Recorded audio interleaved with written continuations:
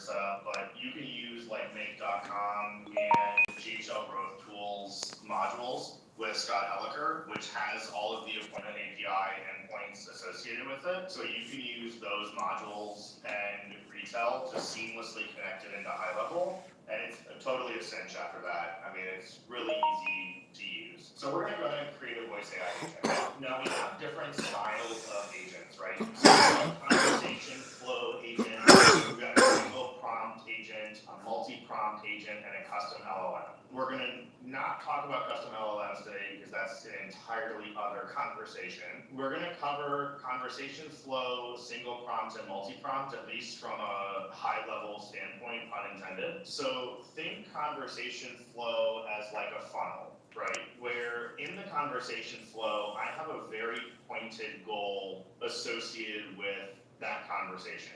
So I say, I want you to book an appointment with this user. And at every step of the process, its goal ultimately is to book appointments with that user. A single prompt agent is designed for things like no-show follow-ups, meeting reminders, two-factor authentication notifications, basically anything that is a short duration call or an easy to achieve goal. Right, so you wouldn't want to do something like, I need to ask a bunch of questions. You don't want to do things like, I need to go through qualification steps. That's designed for the multi-prompt agent or the conversation. The multi-prompt agent is a little bit more akin to the and you have the ability to just originate in one place and diverge into different branches that are singular focused tasks to accomplish a step-by-step transaction. Like a qualification. Yeah, you can traverse any one of those branches. Yeah, so for that one, just give people a kind of example. So if I was like a real estate agent and I wanted to qualify them prior to jumping onto a booking call, it would first go to the qualifying agent. From the qualifying agent, it would go to the booking agent. And then from the booking agent, it could go, pretty much wherever else. But multi-prompts, it goes from agent to agent based on whether or not the goal's been accomplished, which is pretty good. Yep, and in multi-prompt, it's more for like if you want a sales department, if you want a support department, if you want, each one of those individual kind of departmental configurations in your voice AI. So think like intelligent voice routing, where it's like press 1 for sales, press 2 for support, press 3 for customer service, 4 for billing, right? You can do that in multi-agent routing, whereas you wouldn't do that in conversational flow because conversational flow is complex tasks to achieve one mission. Does that make a little bit more sense, Nuno? Yeah, absolutely. I think it makes great sense. So conversational flow agent for anything that's going to be single line, like you're just trying to get them to buy a product, book an appointment, 1 second.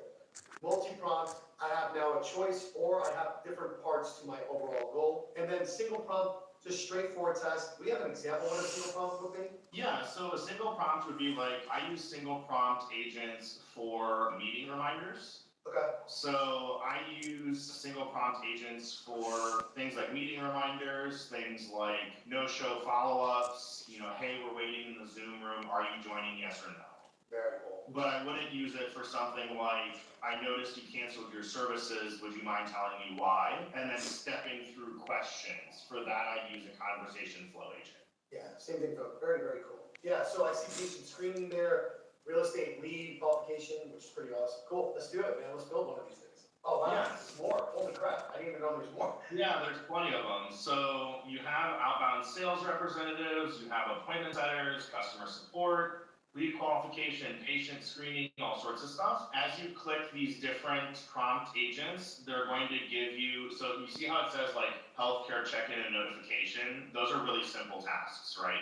And again, we're not promoting retail. We don't make any commission off of you guys signing up for retail. I don't even know if they have an affiliate program. Hey, what's going on? We're just educating here. Yeah, this is, in my opinion, the best AI solution currently on the market for especially outbound sales. And I get this question a lot when it comes to outbound sales and what's the best way to, handle, calling on these leads using AI. Now, there are a lot of legalities, around call it lead. And I gotta be honest, I've been trying to educate everybody on this. We are in no way, and I wanna be very clear, Mario and I are in no way promoting that you do outbound calling whatsoever. Well, I'll speak for myself, and I know Mario, I think, feels the same way. We're actually very against it right now because it is so a gray area that unless you have a massive amount of money to back you up and you can handle fines from barriers and the FCC, right? FCC? Yeah, Federal Communications Commission. Yeah, so FCC and also the carriers themselves,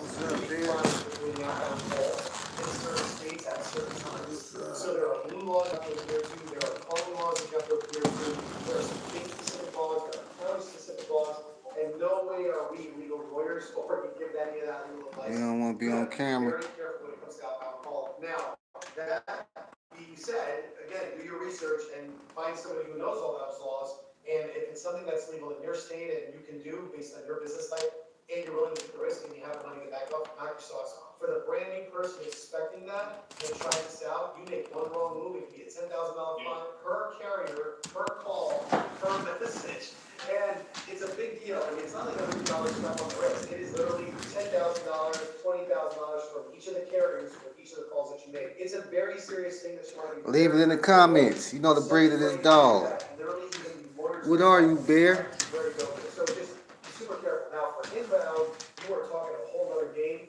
Inbound, it is completely okay to use it. The only thing that I would have to suggest is that anybody using AI, we've updated our terms of service and privacy policy, saying that we're using AI agents to answer calls and also to respond to messages.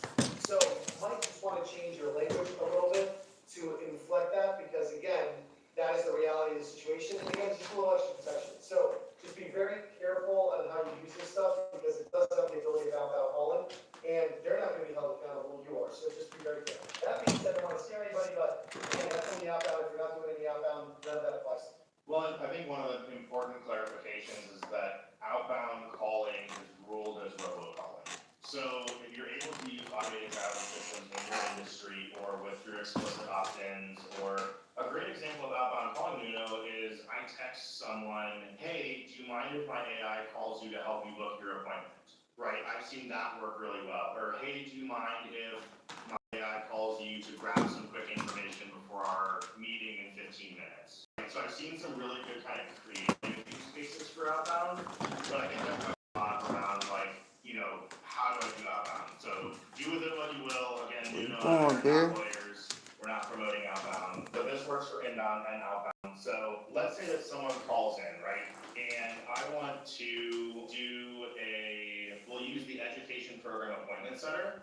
I really like this one. So this is one of the ones that I've been using lately. And what I do with the education appointment center is literally as simple as modifying each one of these blocks, right? So